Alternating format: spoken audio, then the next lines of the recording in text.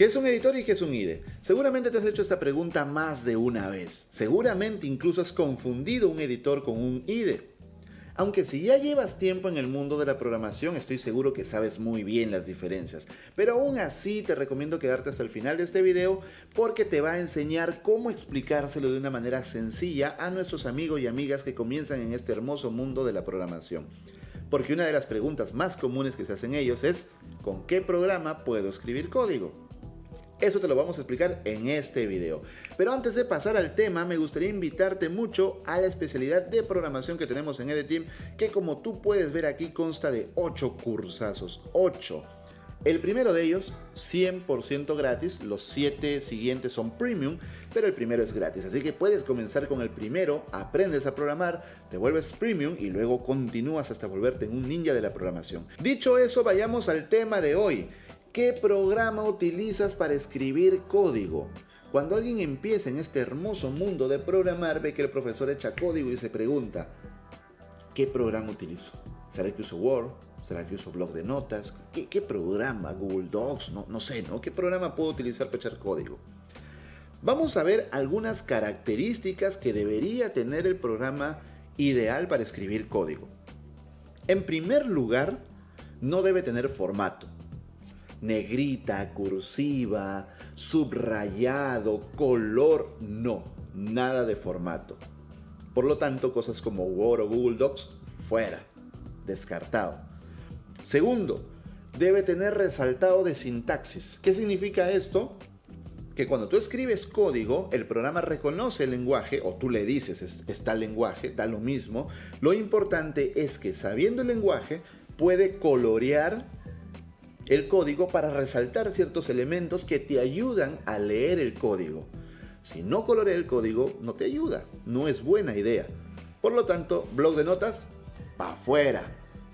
Álvaro, ¿que no se programa con bloc de notas? A mí me han dicho que los pros de verdad, los macho alfa, pelo en pecho, espalda plateada, programan en bloc de notas.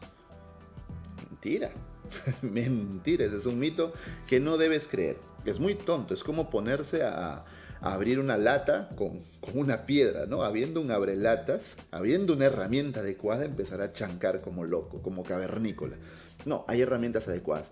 El bloc de notas no tiene resaltado de sintaxis, así que si bien es cierto, se puede programar, pero realmente es una tontería. Es más aún, un proyecto completo que tiene muchos archivos, muchos objetos, clases, interfaces. No, pues imagínate, ¿no? Es una tontería total. Bueno, otra cosa que debe tener un programa para escribir código es autocompletado. Es decir, que tú estás escribiendo código y luego detecta las primeras letras, las primeras letras de lo que estás escribiendo y ya te ofrece sugerencias de lo que posiblemente quisieras escribir. Por ejemplo, si tú pones SWI, ya sabe que vas a escribir un switch y ya te recomienda no solamente la palabra switch, sino toda la estructura de control. Chéverísimo, te ayuda. También debería detectarte errores de sintaxis, es decir, que cuando tú escribas mal una función, alguna palabra reservada, te salga ahí una línea roja, una X o algo y diciéndote, oye, aquí hay un error, corrígelo. Entonces, en resumen, un editor de código o un programa para escribir código debe tener ayudas para el programador. Porque si no, ¿para qué sirve, no? Esas ayudas nos permiten a nosotros como programadores preocuparnos de la lógica. Hay dos tipos de programas para escribir código, los editores de código y los IDE. Veamos el primero, los editores. ¿Qué cosa es un editor? Es un programa ligerito. Es decir, no te pide mucha RAM, no te pide mucho procesador, corre muy rápido, puedes abrir archivos de a uno, es decir, clic derecho, a abrir. Ya está, y el editor lo abre muy rápido y ahí inspeccionas el archivo o lo editas, o también puedes crear archivos de A1 muy rápido. Cuando tú dirás archivos de A1, ¿a qué se refiere? Cuando hablemos de IDE me vas a entender a qué me estoy refiriendo, ¿sí? Pero puedes crear un solo archivito y dejarlo guardado en una carpetita porque son programas ligeros. Pero ojo, por ser ligeros no significa que sean limitados, porque un IDE es muy flexible. Le puedes agregar plugins por encima. Los plugins son como programitas que se ponen encima para construir algo más poderoso. Así como cuando los Power Rangers se unen y crean un Super Power Ranger, que no me acuerdo cómo se llama. Eventualmente puedes transformar al editor de código en un programa que era ligerito a uno súper poderoso, súper potente con un montón de cosas. Pero te tocaría manualmente irle metiendo los plugins y configurar cada uno de los plugins para definir cómo van a funcionar y ver que funcionen entre ellos también integrados, porque algunos no funcionan uno con otro, ¿no? Como que se cruzan. Pero puedes hacerlo. Un editor de código puede soportar múltiples lenguajes, y si no soporta un lenguaje en el sentido del autocompletado, del resaltado de sintaxis, de las ayudas, de la detección de errores que ya hemos hablado, podrías instalarle un plugin para que soporte ese lenguaje y te ofrezca todas esas ayudas. Ahora bien, ¿cuáles son los editores de código más conocidos que hay en el mercado? Ahorita el que se ha ganado el primer lugar en el mundo de la programación es sin duda Visual Studio Code, el que está acá arribita. Es muy bueno, se merece su lugar, pero también pues es que Sublime Text era un hermoso editor de código, pero bueno, la empresa que está detrás de Sublime Text poco a poco lo fue dejando de lado, fue dejando de actualizarlo, y Visual Studio Code creció con muchísima fuerza. Es de Microsoft, pero es excelente, ¿sí? Un viejo conocido también es Notepad++, es muy bueno, no tiene mucha acogida en el mundo de la programación, pero para empezar, sí, es bastante interesante y te puede servir para empezar en el mundo de la programación.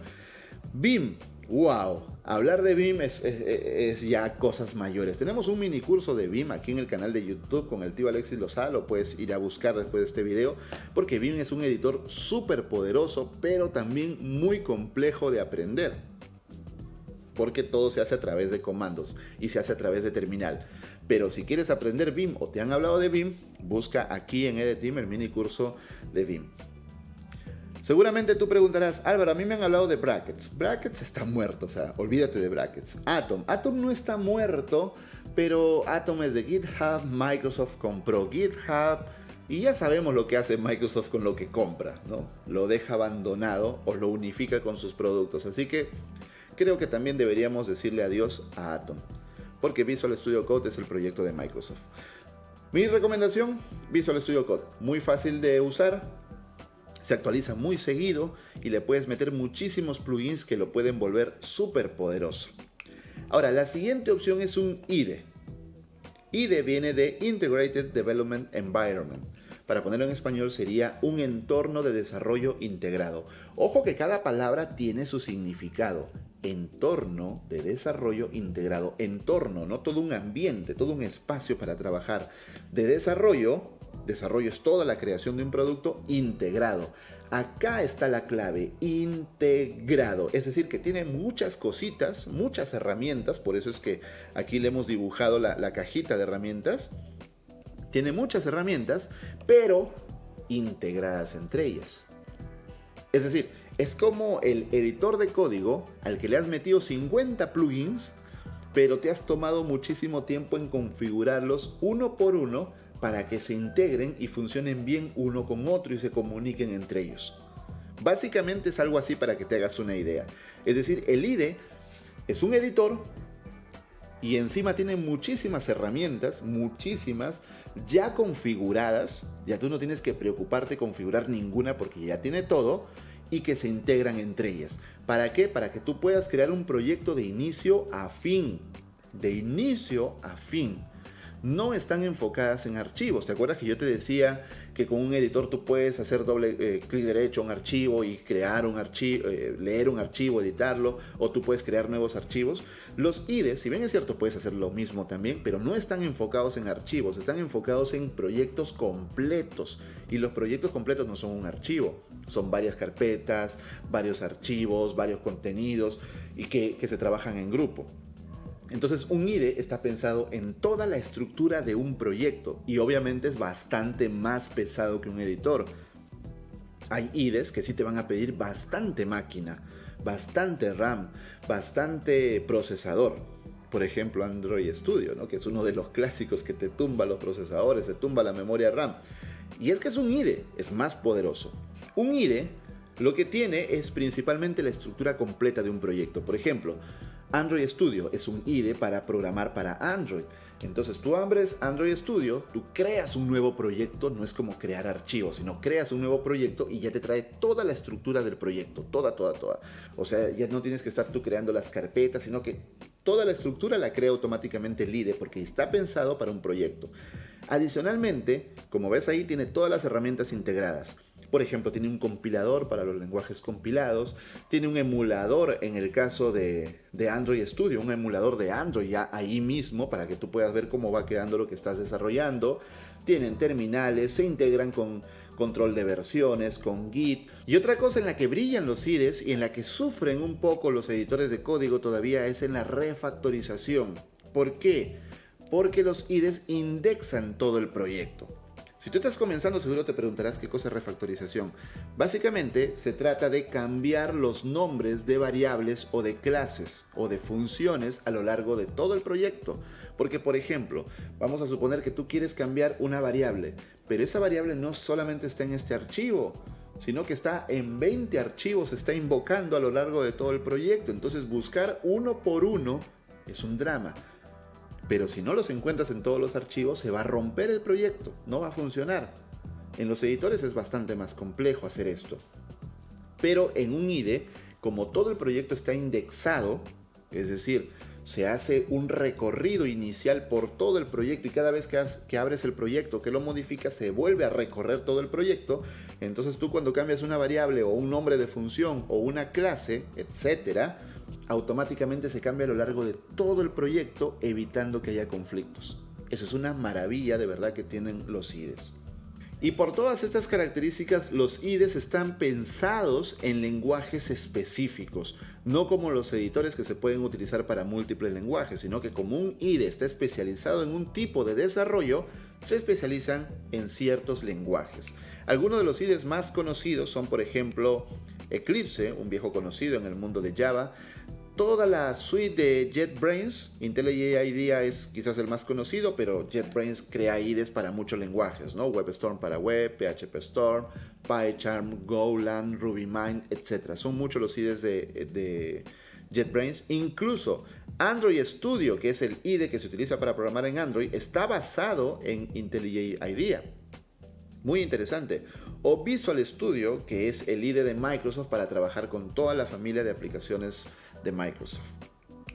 Adicionalmente, todos estos programas pues funcionan en tu computadora, tú los instalas, pero con el auge de la nube, con las tecnologías web que van creciendo cada vez más, ya tenemos editores e IDE online, es decir, tú entras a una URL y desde ahí empiezas a echar código, ya no necesitas instalar nada, incluso algunos de ellos te permiten trabajar en grupo, trabajar en conjunto, y eso es muy chévere. Veamos algunos de ellos. En el lado de los editores tenemos a StackBliss, que es un Visual Studio Code, pero en la nube. Es muy interesante. Y Code Sandbox también, que te permite crear tus proyectos directamente desde el navegador. Y por el lado de los IDEs tenemos varias opciones, también como Cloud9 de Amazon. Bueno, Amazon lo compró, pero es de Amazon. Visual Studio Online, Code Anywhere, también muy conocido. Y por ahí Coding o Codembi. Si tú conoces algunos más, también déjalos en los comentarios para poder enriquecer este video. Y bueno, esas son las diferencias entre un editor de código y un IDE. Ahí hay una infografía que te lo resume completamente, pero recuerda básicamente esto: un editor es ligerito, pensado en archivos y que puede soportar múltiples lenguajes porque no está enfocado en un desarrollo específico y que a través de plugins tú lo podrías personalizar. Mientras que un IDE está muy enfocado a proyectos, muy enfocado a tecnologías específicas y que ya trae todo lo que tú necesitas para hacer un proyecto completo. Ya ni siquiera tienes que preocuparte de instalarle plugins. Podrías instalarle, pero prácticamente trae todo lo que tú necesitas. ¿Podrías convertir un editor en un IDE? Digamos que sí. Con mucho trabajo, con mucha configuración, sí, lo podrías hacer. Así que ya depende de ti. Pero cuando tú estás comenzando en el mundo de la programación, definitivamente lo ideal es un editor. Y bueno, eso ha sido todo por el video de hoy. Espero que te haya gustado mucho y te invito nuevamente a visitar la especialidad de programación que tenemos en ed.team/programación. 8 cursos. El primero es completamente gratis para que te introduzcas en este hermoso mundo de la programación. Ya sepas qué editor debes utilizar después de este video, y además los 7 siguientes cursos son para que refuerces tus habilidades de programador. Así que si ya programas y quieres ser mejor programador, también ve a ed.team/programación. Yo soy Álvaro Felipe, espero que este video te haya gustado como siempre y nos vemos en una próxima oportunidad. Chao.